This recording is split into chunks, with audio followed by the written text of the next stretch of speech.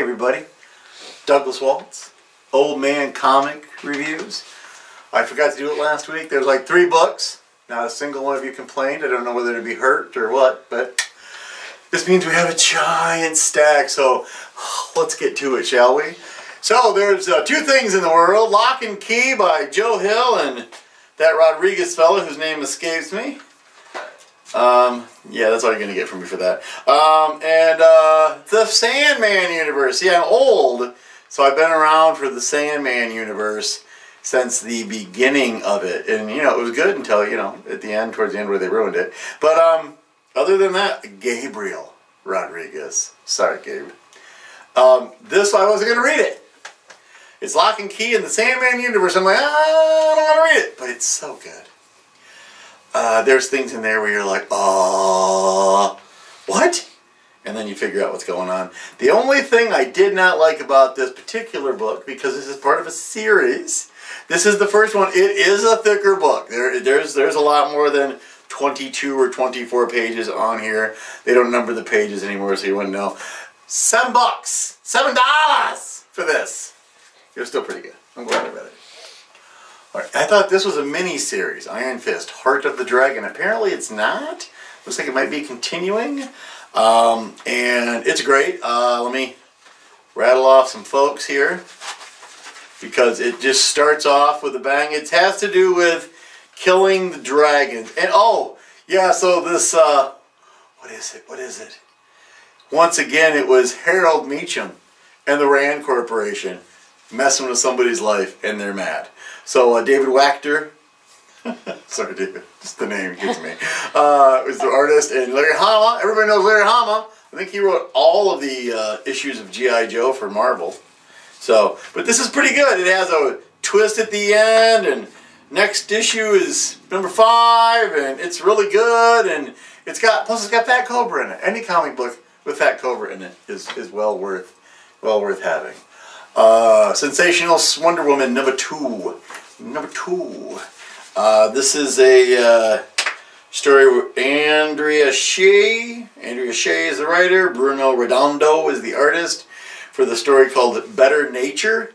And it's them going to see Mongol at Warworld, and it's her sister Artemis, I think. That sounds right.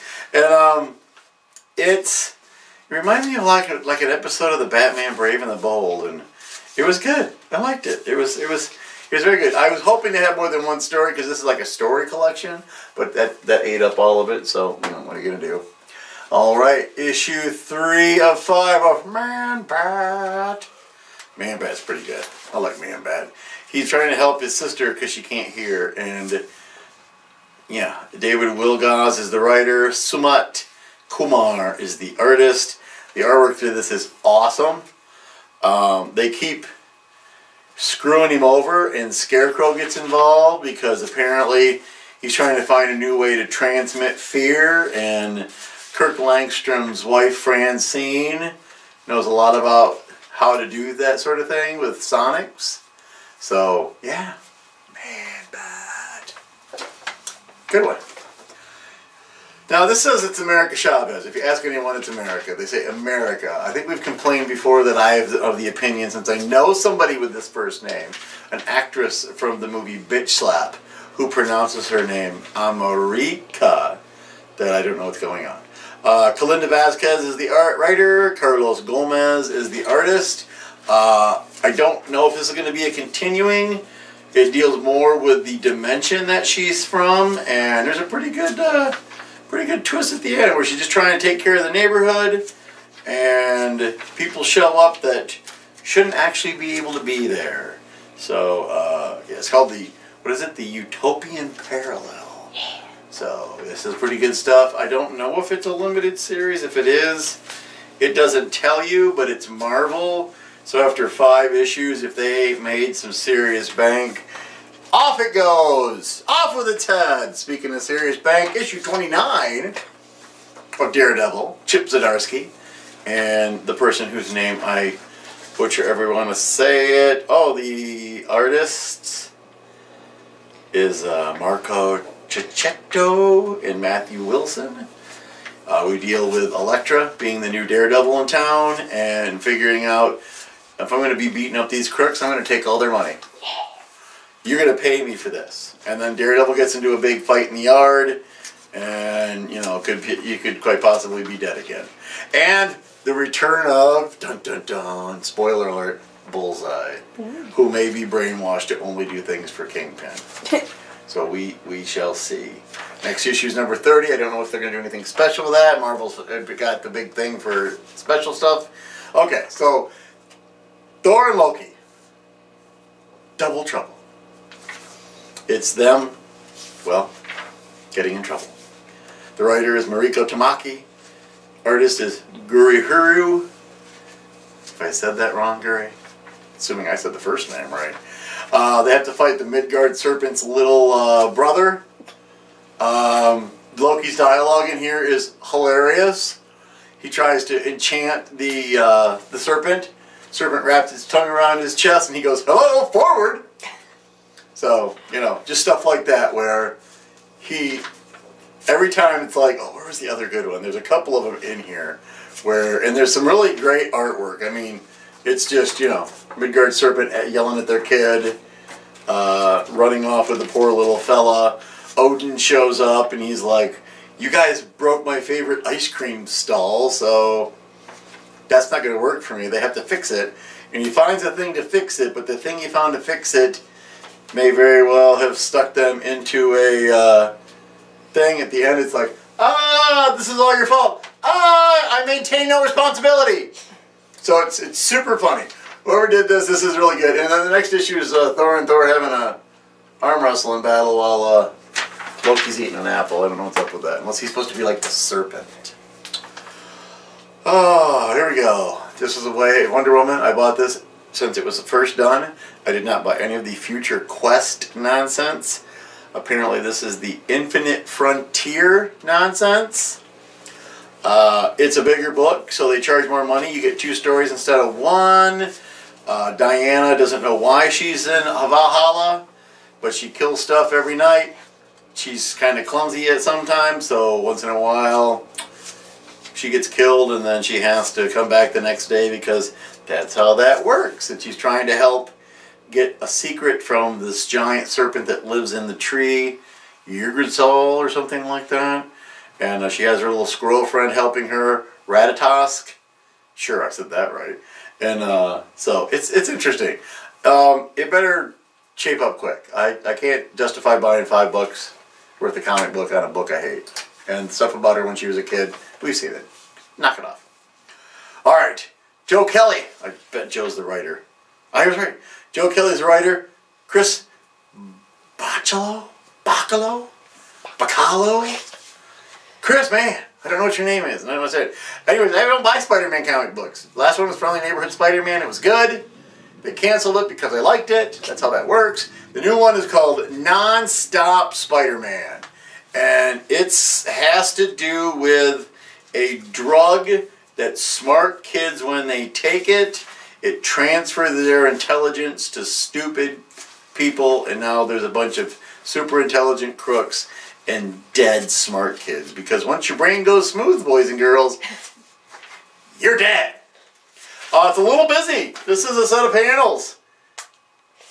First time I read it, I took my glasses off because it kind of made my eyes hurt a little bit. I am fully aware that I'm old. Don't bother putting that in the comments.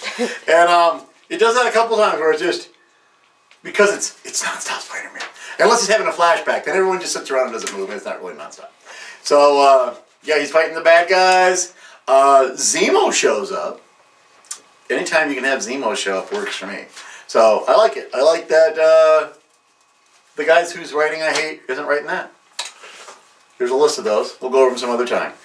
This is the end of one of my favorite independent series. Yes, this is my Deja Thoris, issue 12. They gave her 12 issues to stop a war on Barsoom.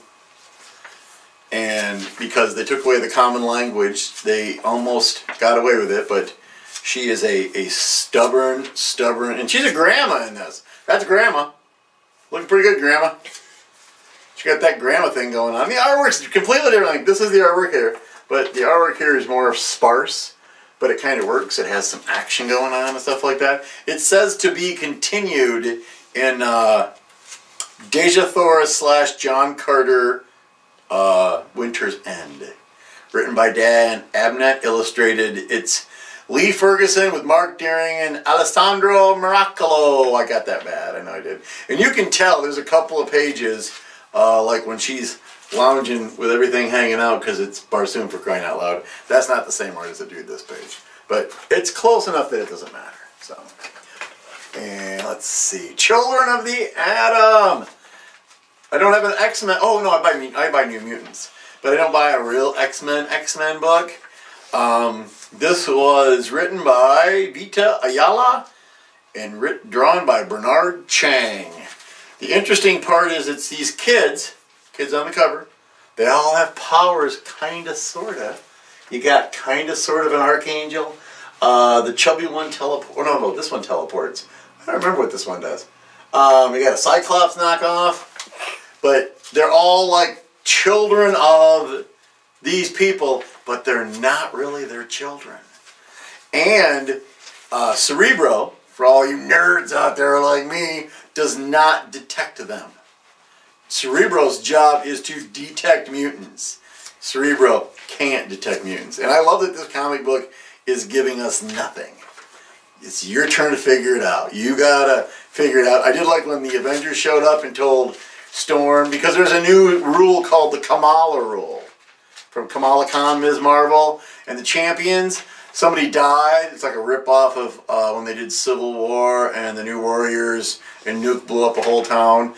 And Captain America, Captain Marvel, Iron Man show up to complain, and she calls him Captain America. And he refers to her as Aurora, and she goes, "I'll thank you to call me Storm, Captain." So, Storm got some too. It's really nice. And yeah, it's interesting. This is a good book. I have no idea what's going on. So it's like a puzzle. And if you know me, I'm not good at puzzles. I saved the best for last, kids. A 12-issue miniseries, limited series by DC Comics. It's the Batman and Scooby-Doo mysteries. This is so much fun. If you watched old Super Friends or old Scooby-Doo, and the Scooby-Doo where they always teamed up with somebody just off the cuff. I think one time they teamed up with like Charlie Chan. One time I think they teamed up with Don Knotts. Not Barney Fife from Mayberry. Don Knotts. So this is like that. And it deals with when Batman first wore... what's the word I'm looking for? When he first wore purple gloves with his very old costume, and there's time travel shenanigans, and I'm trying to find out who did it. I thought it would be right there in the front, but oh, here we go. Boy, that is tiny. Written by Ivan Cohen, art and cover by Dario Bruzula, and so this artwork is the gorgeous artwork in here. You get Batman, Robin, old school, Alfred, the whole Scooby Gang is in it, and some of them have to do this weird kind of time travel where you can go and be there, but you can't take anything with you. They're not naked or nothing, it's not gross, but it's good. It's a lot of it. I mean, really, there's a couple times I found myself humming one of the montage songs where they're running around through the doors and stuff like that. I mean, it's not quite that bad, but yeah, it's a good book, and there's 12 issues, and I hope that they realize that 12's really not going to be enough. And there's the best part of it is at the end, and he talks about Mystery Inc. And he goes, "They showed me the value of friends and partners, teenagers who are brave and smart, even a dog, all standing with me in the darkest nights." And so they show a picture of him with Batgirl, Robin, and Ace the Bat Hound. Because of Scooby and the gang, this happened, is what they're saying. And he goes, "Maybe I don't have to do this mission alone after all." And it's like, this is the best. So I'm so happy to see this. If you haven't got it yet, it's only on issue 1. Although, to be honest, there were only 2 copies of this when I went on a Wednesday to the comic book store. So next week is, I already looked, there's 9. 9. This is 9 plus 3. 12. 9 plus 3 is 12, right? Oh, I didn't tell you when they bought these. This has been a couple weeks for us, so I'm not even going to try to get the dates right. 14th and 7th. Fine! Apparently it was April 14th and the 7th. So, finally, Sophie, Fiona, you were here today. You were here yesterday. Sleepover. We had all sorts of fun. You hate going home. I get it. You know, that's how that works. But we'll see you Wednesday. I'm going to pick up comic books on Wednesday. I got Wednesday off this week, so hooray for me. Wednesday off.